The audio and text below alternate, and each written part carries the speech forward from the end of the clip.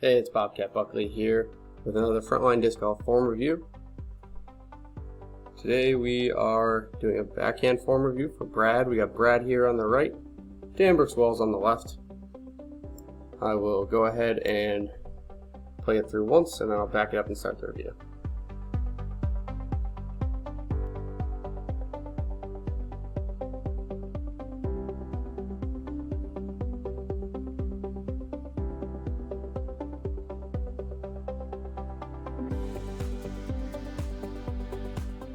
Okay, so the first thing I tell everybody, get your left hand off the disc.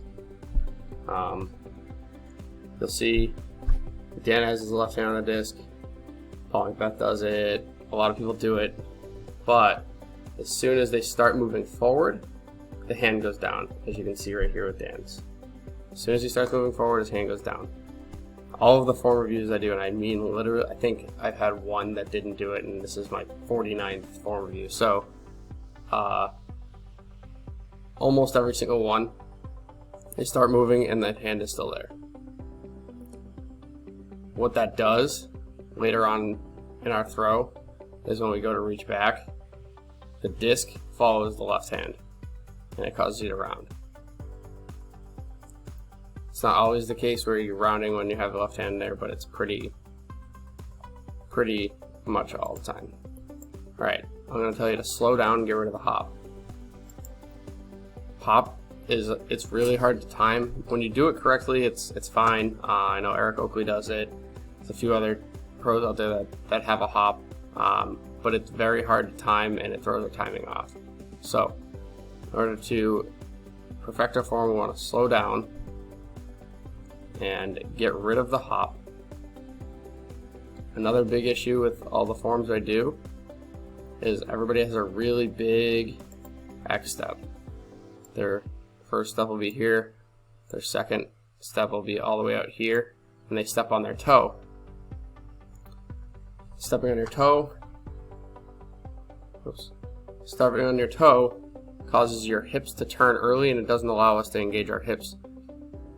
You don't have a big X step, you have a very nice sized X step, but you're still landing on your toe here, which is causing your hips to turn backwards. As you can see here, Dan's, both feet are planted firmly on the ground. His hips are still in line with his target and aligned with his shoulders.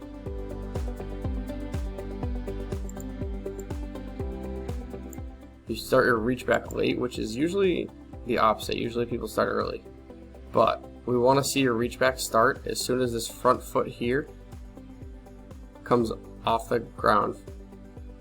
So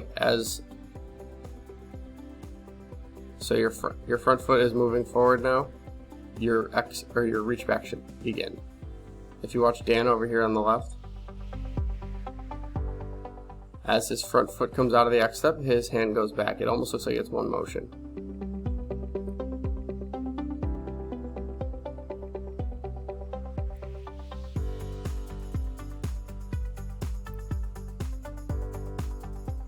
You're not reaching back all the way.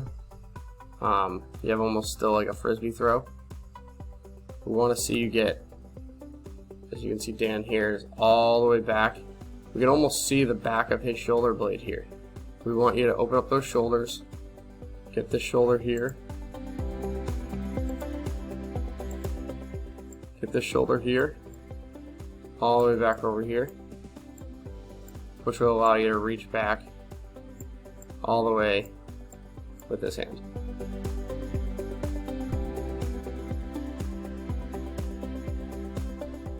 And you are using no hip movement. I want you to engage the hips, and the easiest way to do that, well, the easiest way to see that, I should say, watch Dan's back leg.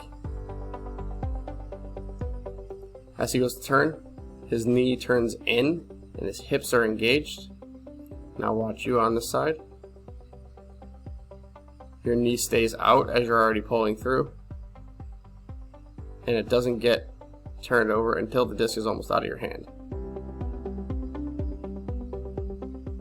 Your hip, so we say that this point of your hip right here should always be in front of your elbow.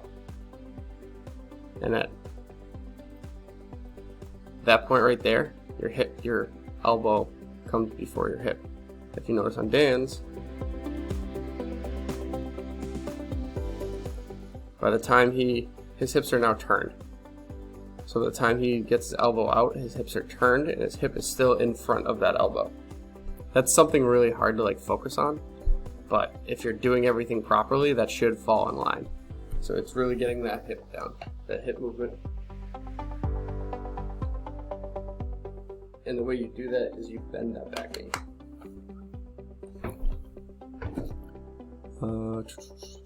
Use the back leg and the weight shift. That comes hand in hand with using the back leg to engage your hips. You'll notice here how Dan's foot comes all the way off, and a lot of other people are way more exaggerated about it. But your back leg kind of just stays straight and drags the whole way. It'll save you some shoes too, getting rid of that toe drag. Get your left arm down. So the whole point of the X step is to build up this energy and this momentum. And then as you're pushing forward with it, you're releasing all that energy, but it looks like somebody's holding your hand and pulling you back to the back of the T-pad, so you're not getting rid of all that energy into the disc. You're wasting some of that energy by holding yourself back. Get that arm down. Going to get that arm down and rotate through. And if you think of a ballerina or a figure skater, as they're spinning slowly with their arms out, without getting any extra energy, they just tuck their arms and they rotate faster. Same concept.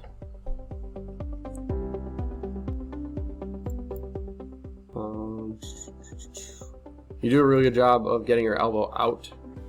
Most people we don't see get their elbow out past their hip like this. But the one thing you want to be weary of is you want to make sure that you're getting your elbow out and not back. So you want your elbow out, not back. If your elbow is out, you're doing it properly. If your elbow is back, you end up rounding and throwing to the right. Or grip lock. We call it grip lock. It's really not really a grip lock.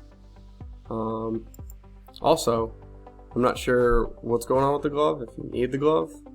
Glove's great for rain rounds, stuff like that, but if it's not raining, try throwing without it.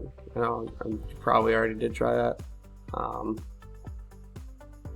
I can't. Right here, it looks like you have 2 fingers on the disc. I can't tell, but you should be power gripping the disc thumb on top. 4. Some people drop the pinky and use 3. But grip is a little bit different from everybody because we all have different hands. So if there's a reason you're doing what you're doing and you think it's working, stick with it. That's just my suggestion. So that's all I got for you. The last note I give everybody is try not to fix everything at once. Pick one thing, focus on it, work on it until it becomes a habit. Once it becomes a habit, move on to the next thing. If you try to fix everything at once, your mind gets confused and it won't work. Also, don't be afraid if you see a setback. Normally, you will get worse before you get better. We have to practice the things that we are implementing, and if you see a setback, don't go back to your old ways. Continue doing what we told you to do. And also, just getting this form review isn't going to do anything for you. You have to go out there and practice and put the time in. So, best way to do that is field work. Skip around 1 day a week and just go to the field and work on something new in your form. That's all I got for you. Hopefully you found it helpful, and we'll see you out there.